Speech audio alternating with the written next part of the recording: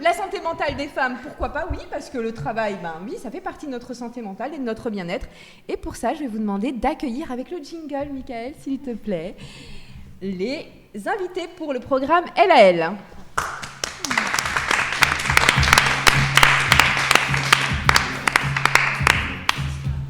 En dansant, les filles. Hein.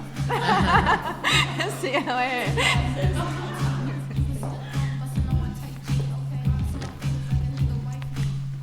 Bonjour. Bonjour à tous.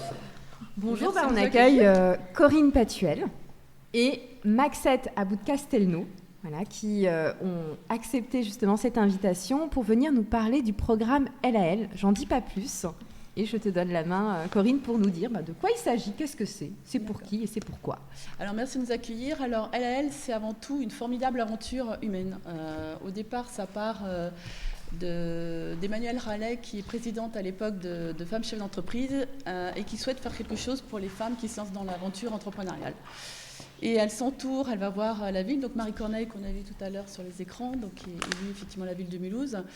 Elle vient nous voir aussi le Technopole et puis la MEF avec le seul homme de l'équipe, Adrien Sigris, le plus féministe de tous, je crois, et France Alsace active avec Laura Palmieri. Et en fait, on ne se met pas autour d'une table, on se met plutôt dans un canapé autour d'un verre et on essaie d'imaginer ce que ça pourrait être un événement pour favoriser, enfin aider les femmes à créer leur entreprise. Et voilà, et ça démarre, on ne s'interdit rien, chaque fois on rebondit sur des idées. Et on commence en 2019 avec le lancement le 8 mars 2019 dans le cadre de la Journée de la Femme, cet événement. Donc l'idée c'est vraiment d'accompagner les femmes dans leurs projets de création d'entreprise. Souvent c'est un tournant dans leur vie, il y a un événement qui fait qu'à un moment elles changent, elles arrêtent le salariat et elles se lancent dans l'aventure. Et c'est pas évident, effectivement, pour plein de raisons. Parce que, alors, les lois, pour créer des entreprises, les règles sont les mêmes. Mais effectivement, les femmes se mettent beaucoup de freins. Et à chaque... donc là, on a la 4e édition. Chaque fois, on entend le leitmotiv du syndrome de l'imposteur.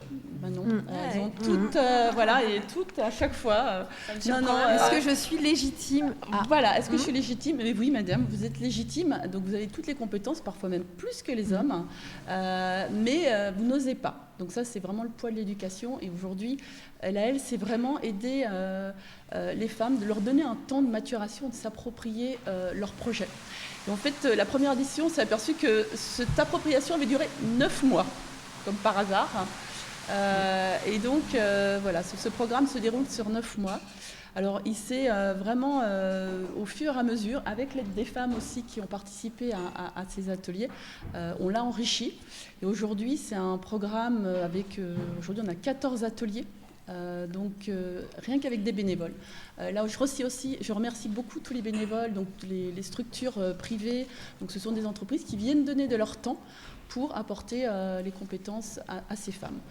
Donc il y a une vraie bienveillance, hein, et je pense que ça se ressent. Alors Sabrina, vous avez aussi participé au deuxième atelier. Donc on avait beaucoup improvisé parce que ça s'est passé en plein Covid. Mais donc, ça a été maintenu, il faut le souligner. Voilà, en plein Covid, mais maintenu. On a beaucoup innové pour maintenir l'édition. Et voilà, donc une formidable aventure. Alors je ne sais pas, peut-être que Maxette peut nous en dire aussi, parce que son ressenti, elle a... Alors Maxette, et juste pour réintroduire un petit peu Maxette, elle a participé au programme de la première session, première année en 2019, et vous revenez. Alors moi, je vais vous laisser un petit peu nous raconter tout ça. Oui, donc j'ai effectivement participé à la première édition d'Elle avec un autre projet. Comme quoi, c'est aussi la force de l'entrepreneuriat, puisque du coup, ça m'a permis... Parlez juste bien dans le micro. Ça m'a permis effectivement de tester, d'expérimenter aussi cette première aventure entrepreneuriale. Et aujourd'hui, j'ai décidé de rejoindre aussi DLAL pour justement présenter un nouveau projet. Et pourquoi je suis revenue? Parce que justement, c'était une aventure qui permettait de... j'ai eu le sentiment finalement qu'DLAL, c'est aussi une grande famille. On parlait beaucoup de rivalité entre femmes, etc. Et au contraire, au sein de ce programme, on a retrouvé beaucoup de bienveillance, beaucoup d'écoute. Comme l'expliquait Corinne, effectivement, les ateliers nous permettent de nous poser, de réfléchir aussi, mais aussi de faire participer les autres candidates à notre projet. On bénéficie aussi de ce réseau. Et même quand finalement on n'a pas des projets qui sont similaires ou compatibles, on arrive à s'enrichir les unes les autres. Et on repart toujours avec ce sentiment de faire partie d'une grande famille. Et souvent, dans l'aventure entrepreneuriale, on peut se sentir seul. Et cette aventure d'elle, elle permet ça. Elle permet aussi, au-delà des rencontres, effectivement, d'avoir accès à des professionnels qui peuvent aussi nous accompagner au-delà des ateliers. Et ça, c'est vraiment une chance incroyable. Alors, vous nous dites... Je veux juste être sûre qu'on vous entend dans le micro. Ouais. Sinon, prenez-le à la main. Voilà. Prenez-le, voilà. Super. Juste bon pour... non, vous pouvez le garder, on verra Parfait. après. Juste pour être...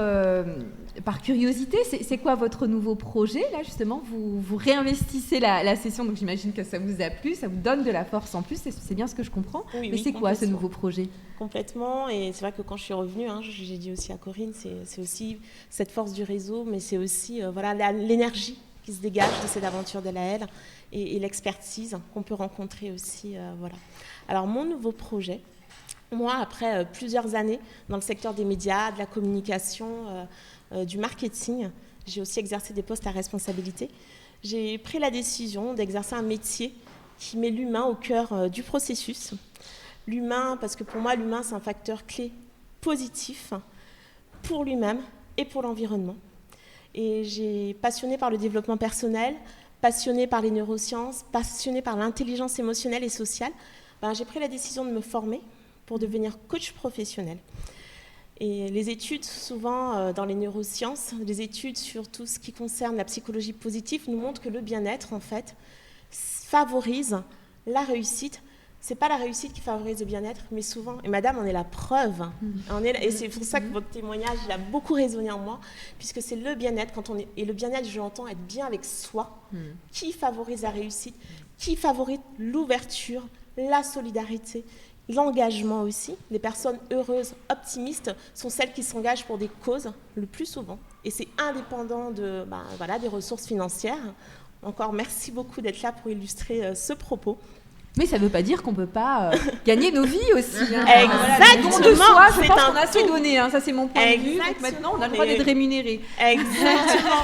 C'était mon coup de gueule. Je suis désolée. Non, mais c'est hyper important. Mais surtout, c'est vrai que j'ai rencontré beaucoup de personnes qui disaient, voilà, quand j'aurai ça, je serai bien. En fait, voilà, en étant bien, ça permet de s'ouvrir à beaucoup de choses. Ça permet d'aller mieux, de développer aussi finalement tout ce qui est résilience. Dans le domaine du travail et de l'entreprise, on se rend compte aussi que le bien-être au travail, ça favorise la fidélité. Ça favorise finalement l'engagement des salariés. Ça permet de réduire le burn-out. Ça permet de réduire énormément de choses. Finalement, quand on travaille sur cet aspect aussi, bien-être au travail, dans sa globalité, l'idée, moi, ce que je retiens, c'est surtout permettre à tout un chacun de trouver du sens, de trouver aussi, de pouvoir contribuer à sa manière au sein de la société. Aujourd'hui, on assiste à beaucoup de tout ce qui est risques psychosociaux, de dépression, de démotivation, de problèmes de recrutement aussi au sein des entreprises. Les entreprises évoluent très très vite et elles ont besoin de se renouveler aussi. Oui, parce que les risques psychosociaux coûtent de l'argent aux entreprises. Exactement.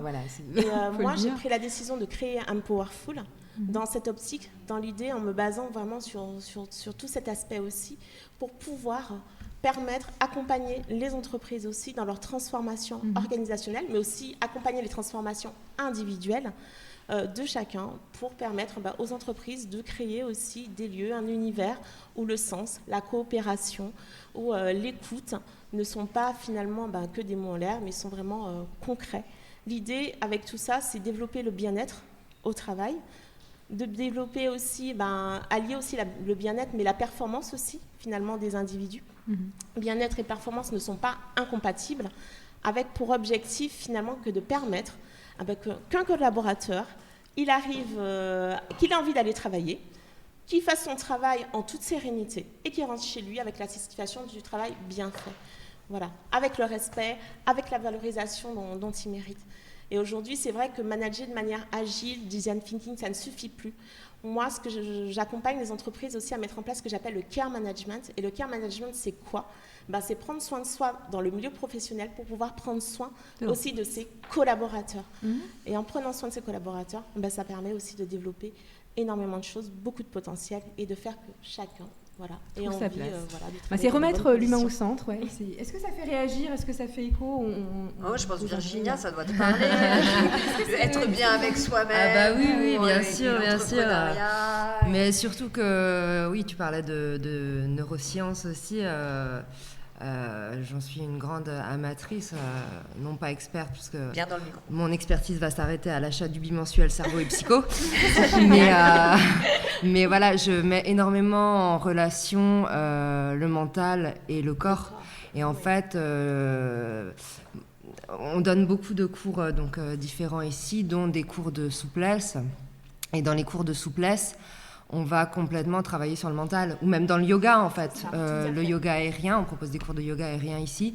On va travailler sur la conscience déjà, l'expansion de la conscience à l'intérieur de soi, et comment est-ce qu'on voyage à l'intérieur de soi en pleine conscience. Et on va mettre l'émotionnel forcément en lien avec le corps, et tous les blocages qu'on a inscrits dans le corps peuvent être liés à un vécu qui est cristallisé là depuis des années en fait, et qui souvent sont le reflet d'un mal-être au travail, d'un mal-être dans une relation, d'un deuil qui n'a pas été digéré, enfin de plein de choses comme ça. Et c'est hyper intéressant parce que justement au-delà du corps en fait, quand les gens viennent chez nous, on nous a dit une fois, mais vous devriez être remboursé par la Sécu, parce que pendant le Covid, le confinement, on a manqué énormément à toutes ces personnes à qui on apporte finalement énormément de bien-être. Complètement. Ouais, de contact, le fait d'être touché aussi, d'avoir le contact physique, juste, c'est hyper important, quoi. Et est-ce que vous, toutes les trois, il y a eu un moment où vous vous êtes dit, moi, en tant que femme, le sentiment d'imposteur, est-ce que vous l'avez connu ou pas du tout? Pourquoi moi? Est-ce que je suis vraiment à la hauteur? Est-ce que je peux m'autoriser à faire ci ou à faire ça?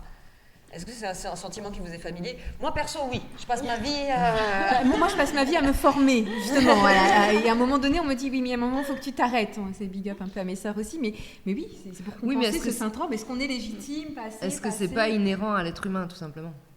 Alors parfois j'ai l'impression, moi j'ai trouvé beaucoup plus... il y a des gens... Les hommes, ça va. Les hommes, ouais, mais hommes comme par femmes, exemple, pour non? l'émission, ils sont venus, ils se sont posés, ils ont dit, moi j'ai des trucs à dire, vas-y. Non, il y a des gens qui n'ont pas de doute, c'est à ça qu'on les reconnaît d'ailleurs. Tu sais, c'est ce qu'on dit. Oui, Ceux qui n'ont pas de doute, on les reconnaît quand même. Mais oui, moi j'ai plus le sentiment, après ça reste peut-être subjectif, que les hommes se posent moins de questions au moment de passer à l'action. Alors il y a des choses qui sont bien, mais qu'on voit aussi. Ils foncent, ils se posent pas de questions. Et puis bon, voilà, ça après, ils rentrent fonctionne, dans le mur, ça fonctionne pas. Ça fonctionne pas, c'est la faute des autres. Voilà. Ça c'est du stéréotype, pardon. Mais c'est vrai, j'ai ce sentiment-là. Je sais pas, Corinne, toi qui accompagnes quand même, qui vois beaucoup de femmes, peut-être que ce syndrome, parce que c'est dans la préparation. On l'a vraiment ressenti, ce syndrome de l'imposteur, et alors qu'elles ont vraiment toutes les compétences. Et en fait, alors c'est vrai qu'au départ, quand on a lancé LAL, c'était plutôt pour les accompagner techniquement. Et en fait, dès la première édition, on s'est aperçu que ce qui était le plus important dans ce cycle, c'était ce qu'elles s'apportaient entre elles. Et ça, c'était fabuleux parce que souvent, on s'aperçoit effectivement la solitude du chef d'entreprise, tout le monde le connaît. Et c'est toujours compliqué de parler de son projet à son conjoint ou ses amis parce qu'ils ont tous une vision. Voilà, le conjoint dit écoute, si tu n'y arrives pas, laisse tomber, reviens à la cuisine. Voilà. Je caricature un peu, voilà. Mais voilà. Ou alors, j'en ai même connu une, ou alors toute la famille était derrière elle et poussait tellement qu'à un moment, elle procrastinait parce que son projet, elle avait peur. Et donc là, elles sont entre elles et elles peuvent vraiment discuter de leur peur, dire j'ai peur, et sans qu'elles soient jugées, parce que effectivement toutes ont peur et c'est normal de cette aventure. Et donc ces pôles, et c'est impressionnant, et nous c'est ce qui nous a vraiment le plus touché, c'est cette sororité qui existe dans LAL. Je ne pense pas que s'il y avait des hommes, il y aurait ce même accompagnement et bienveillance, écoute. Elles ne sont pas dans la concurrence, pas dans l'ego. Même quand il y a le jury, alors elles sont convoquées effectivement à toutes les heures pour passer dans le jury, elles sont toutes venues. Elles sont avec le thé, les petits gâteaux, sorties les mouchoirs pour celles qui étaient stressées. Et ça, c'est vraiment quelque chose de magique à chaque fois. Et cette émotion-là, ça nous porte. Est-ce que j'avais posé la question, donc c'est bien ça qui vous porte au-delà du programme. Voilà. Pour moi, c'est vraiment un moment magique, ce que ces femmes sont capables de s'apporter et cette bienveillance et c'est beau. Bravo mesdames. Bravo mesdames. Alors, peut-être juste pour avancer un petit peu, est-ce que aujourd'hui le programme, elle connaît des freins? Est-ce que vous souhaiteriez aller plus loin et il y a encore quelques obstacles ou finalement c'est assez fluide? Vous êtes assez encouragés et ça se passe plutôt bien? Alors, ça se passe plutôt bien. À chaque fois, effectivement, on apprend. Et entre le premier programme et aujourd'hui, on a vraiment... Maxette pourra témoigner, parce que le premier, il y avait 1 ou 2 ateliers, on l'a vraiment co-construit. Et aujourd'hui, on a vraiment quelque chose de construit. Nos partenaires nous suivent, et ça, c'est merveilleux. Donc, ce sont des entreprises donc, qui sont dans une logique économique et qui viennent donner de leur temps, à la fois dans les ateliers et également dans les prix. Ce sont des prix d'accompagnement qui donnent aussi de leur temps pour permettre à ces femmes d'aller plus loin. Donc, pour le moment, on est dans une belle dynamique et je tiens à remercier effectivement tous nos partenaires parce que sans eux, LAL n'existerait pas. Donc, bravo. C'est un beau message et en espérant que ça perdure et que ça prend encore plus d'ampleur. En tout cas, c'était l'idée.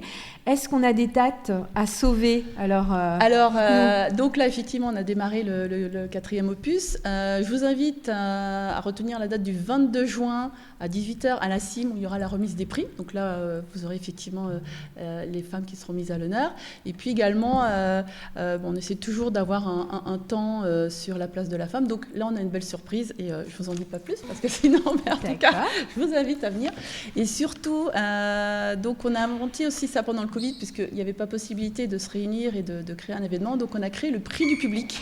Donc dès le mois de début juin, tous les projets seront mis en ligne et donc n'hésitez pas à voter pour le projet qui vous touche le plus, et là ce prix du public. Et le premier, en plein confinement, on avait plus de 1200 personnes qui avaient voté, ce qui était énorme dans un contexte quand même un peu particulier.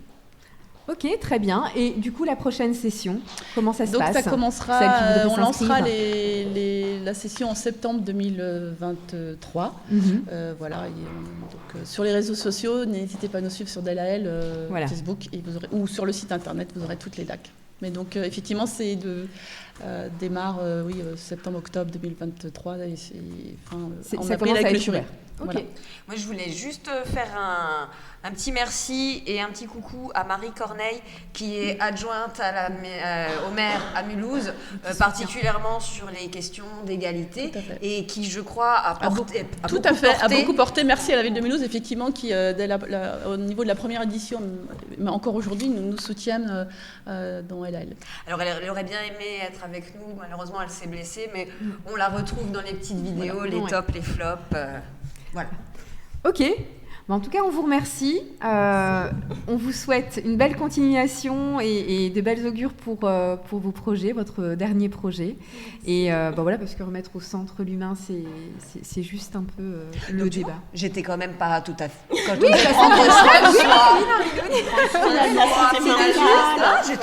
j'ai dû faire un peu de théâtre d'impro, mais voilà. Mais en tout cas, on vous remercie pour votre témoignage et votre participation. Merci encore. Merci pour votre accueil.